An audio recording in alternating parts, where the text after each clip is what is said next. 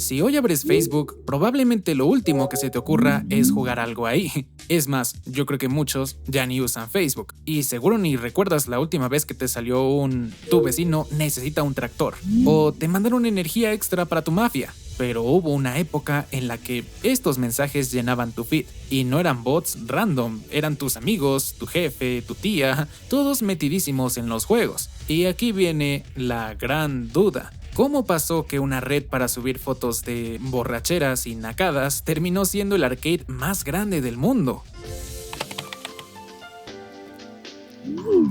Para entender todo esto, hay que regresar a mayo de 2007. Facebook tenía solo 3 años de vida y Zuckerberg estaba a punto de soltar algo que lo cambiaría todo, literal. No sé si lo recuerdes, pero hasta ese momento las redes eran como muy cerradas en su propio mundo. Sin embargo, con la llegada de Facebook Platform, cualquier desarrollador podía meter aplicaciones directamente en el sitio. Y lo más interesante, podía usar tu huella digital dentro de Facebook. O sea, tus amigos, tus likes, tus interacciones para brindarte una nueva experiencia. Sé que hoy no suena impresionante, pero en el momento fue un antes y un después. Porque entre esas aplicaciones empezaron a colarse jueguillos que se pegaban como virus, pero uno de esos que nadie quería curar, ya que antes de esto, si querías jugar en línea y no tenías una consola o una PC gamer, no te quedaba más que jugar los juegos para pobres. Te ibas a minijuegos, Yahoo Games, MSN, lugares que servían para pasar el rato, pero sin amigos. Bueno, Facebook cambió todo. Los juegos estaban integrados y usaban tu red de verdad como parte del gameplay. Además, podían correr en algo denominado Canvas dentro del propio Facebook,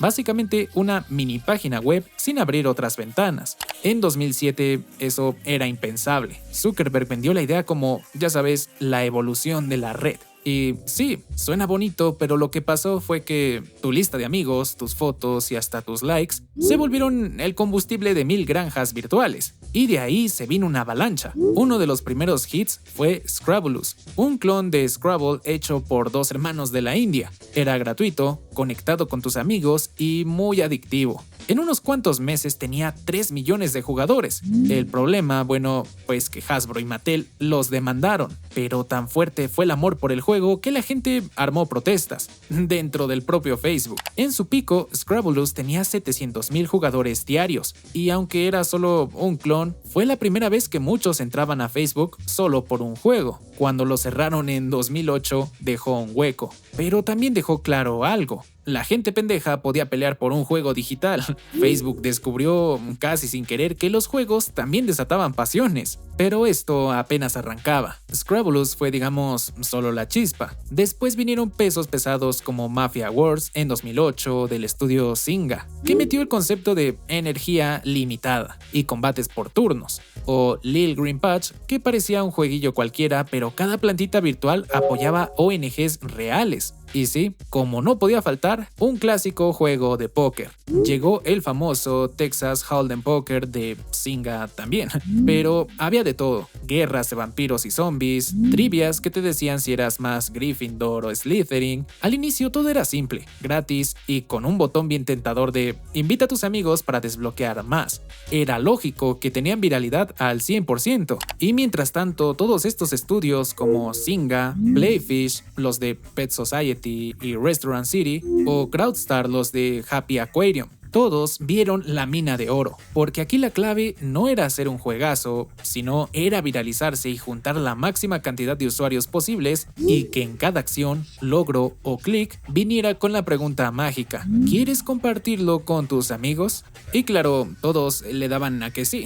En menos de un año, tu biografía era básicamente un tablón de logros gamer. María encontró un corderito, Juan subió a nivel 10, así un montón de notificaciones diseñadas para despertar tu curiosidad y engancharte a ti también. Lo que Zuckerberg abrió en 2007 no solo fue una API, fue la puerta a un fenómeno cultural que ni ellos vieron venir. Y lo mejor, o lo peor según a quien le preguntes, aún no había llegado.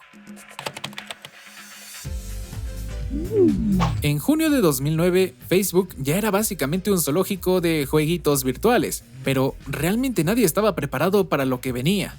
Farmville. Nuevamente esta empresa Zynga lo sacó, copiándose descaradamente de un juego de unos chinos llamado Happy Farm. y lamentablemente no hubo demanda. Por si no llegaste a jugarlo, al igual que yo, la idea del juego era simple: sembrar, criar animales y decorar tu granjita. Pero lo importante aquí es que en cuestión de semanas, boom, se volvió el juego de Facebook, ¿sabes? Y no exagero, para septiembre ya había más de 26 millones de personas diarias jugando esta cosa, y en su pico, más de 80 millones al mes. O sea, más que todos los usuarios de PlayStation, Xbox y Nintendo juntos en aquel entonces. Y mira, podríamos pensar que fue un golpe de suerte o un caso aislado, pero la verdad es que no. Un año después, City Bill, también de estos perros de Zynga, le ganó a su hermano mayor con más de 100 millones de jugadores al mes. Paralelamente, otro estudio llamado Playfish hacía lo suyo con el famoso Pet Society y el Restaurant City, hasta que EA se los compró por casi 300 millones de dólares. Como vemos, Facebook ya no era solo una red social con jueguitos, era el nuevo arcade global para gente sin nada más divertido que hacer que perder el tiempo y enviciarse. Pero mira, no los culpo, aunque ¿qué tenía Farmville para que hasta, no sé, tu tía se levantara a las 7 de la mañana a cosechar tomates virtuales? Bueno, el secreto era una mezcla de mecánicas que rozaban la adicción. Por ejemplo, en Farmville cada cultivo tenía su tiempo. Si no lo cosechabas, se marchitaba. Así, el juego te entrenaba para volver cada pocas horas.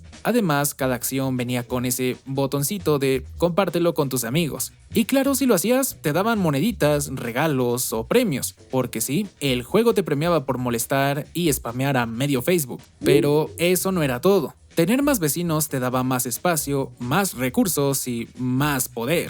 Lo malo es que si eras un inadaptado social como yo, probablemente no tenías suficientes amigos. Bueno, no pasaba nada. Muchos se creaban cuentas falsas para agregarse solitos. Otros tenían una especie de farm sitter que les cuidaban la granja por si tenían que estar, no sé, en vacaciones. En serio, eso existía. Y sí, también había grupos dentro del mismo Facebook para intercambiar ítems, enviarse regalos y conseguir vecinos extra. Súmale a eso las recompensas diarias, porque cada día que entrabas te caía algo.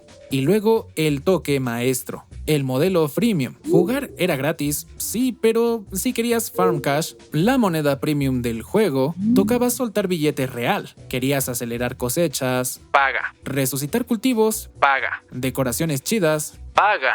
Zynga incluso metió las offer walls, hacía encuestas, te suscribías a boletines o probabas servicios a cambio de monedas premium. Y encima los juegos se conectaban entre sí. Jugar City Build te daba cosas en Farmville y viceversa. Hasta Fortnite se quedaría atontado con tremendo sistema. Y mira, es cierto que mucha gente, sobre todo niños, no gastaban dinero porque pues no tenían.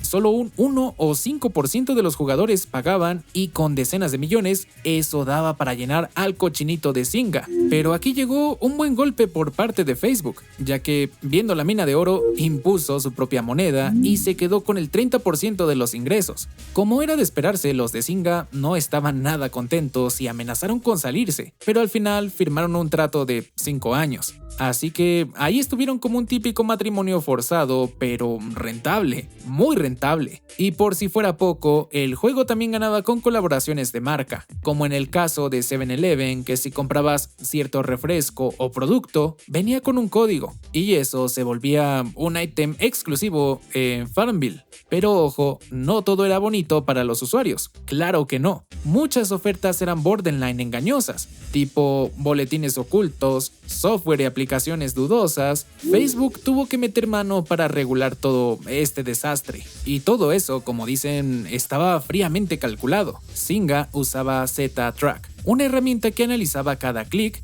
así si la gente se aburría de una misión, la cambiaban. Si un ítem subía el tiempo de juego, lo metían en eventos. Era ciencia de datos aplicada a los juegos, haciéndolos más adictivos y lógicamente ganando más. Y aunque Farmville fue el rey, otros como Pet Society, City Build o Mafia Wars también dejaron su huella en la plataforma. Simpleza, conexión social y competencia disfrazada de amistad. Lo que pocos sabían en ese momento era que esas mecánicas, esa racha diaria, moneda premium, presión social, iban a ser la base de los juegos móviles actuales. Spoiler, los micropagos y la adicción de muchos juegos de hoy nacieron en Facebook. nada dura para siempre. Ni los Nokias, ni los DVDs, ni el Game Pass, ni las granjas de Facebook. Claro, a partir de 2011, el mismo Facebook, que había hecho famosos a todos estos juegos, empezó a darles la espalda. Y no fue por capricho, sino porque medio mundo ya estaba harto del spam. Ese feed lleno de publicaciones y notificaciones del tipo "Juanito encontró una vaca rosa, ¿quieres ayudarlo?" dejó de hacer gracia. Bueno, nunca hizo. Facebook, presionado por usuarios que no jugaban y con temor a que abandonaran, le puso freno a eso. Todas estas acciones formaban parte de una reforma de su algoritmo, por lo que la compañía decidió que ya no quería feeds invadidos por juegos, ahora daba prioridad a publicaciones personales y páginas, que claro, también monetizaban con anuncios dirigidos. O sea, ellos no se iban a quedar sin ingresos de cualquier forma. El resultado, bueno, los juegos dejaron de aparecer con la misma frecuencia y con eso se les acabó, digamos, la gasolina de la viralidad. Pero claro, el golpe fue duro. Estudios como Crowdstar y la misma Zynga perdieron a millones de jugadores en semanas. Por primera vez se dieron cuenta que no mandaban en nada, dependían 100% de las reglas que Facebook quisiera poner ese día. Pero eso fue solo el primer golpe. El segundo vino de fuera. Los smartphones empezaban a dominar y si bien en 2007 era una minoría de personas las que usaban un celular inteligente,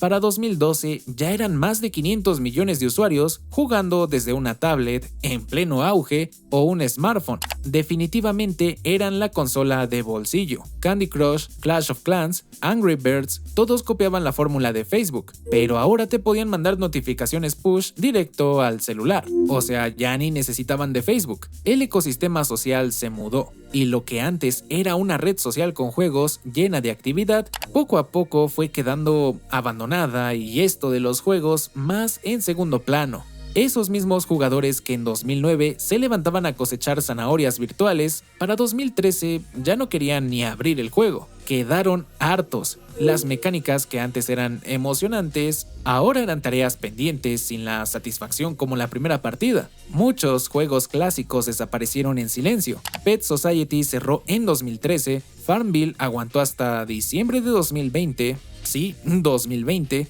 pero no sobrevivió al golpe final, la muerte de Flash. Porque ese es otro punto, la mayoría de estos juegos estaban hechos en Flash, y cuando Adobe dijo en 2017 que lo iba a descontinuar, ya sabías que la guadaña venía en camino para todos estos juegos. Si no migraban a otro formato o plataforma, adiós. Así que, en resumidas cuentas, el final fue silencioso, pero el impacto fue grande. Y ojo, no digo que ya nadie jugara o que ya no hubiera juegos. Gente sigue jugando y todavía al día de hoy hay varios juegos. Pero la era de oro duró poco. Y es que debía pasar. Cada día era más común tener un smartphone. Eso sí, hoy casi que cualquier juego de celular, desde Clash Royale hasta Genshin Impact, siguen usando la misma fórmula. Recompensas diarias, eventos temporales, monedas premium, presión social y microtransacciones. Es más, ya no estás solo en juegos. Duolingo, pierdes una racha y te duele. TikTok, no puedes parar de deslizar. Aplicaciones de fitness te premian por cerrar círculos y si no lo haces, viene la culpa. Todo eso viene de ahí, de Facebook. Lo irónico es que la mayoría ni se acuerda o peor, ni sabe. Las granjas, las mafias virtuales, las mascotitas pixeladas fueron el laboratorio donde se diseñó el modelo de negocio que hoy mueve miles de millones. Y más allá de la nostalgia gamer, lo que se aprendió ahí lo usa hoy toda la industria digital. Desde cómo monetizar con solo el 5% de usuarios, hasta cómo entrenarte para abrir la aplicación todos los días, aunque tú pienses que tienes el control de tu vida. Así que la próxima vez que tu celular te avise que tienes energía máxima o que tu clan te necesita en una guerra, recuerda esto. Todo esto empezó cuando tu tía te pedía ayuda para plantar fresas en su granja virtual. Muchas gracias por llegar hasta acá, espero que el video te haya gustado y no te vayas. Te recomiendo este otro para seguir más o menos con el tema. Nos vemos allá.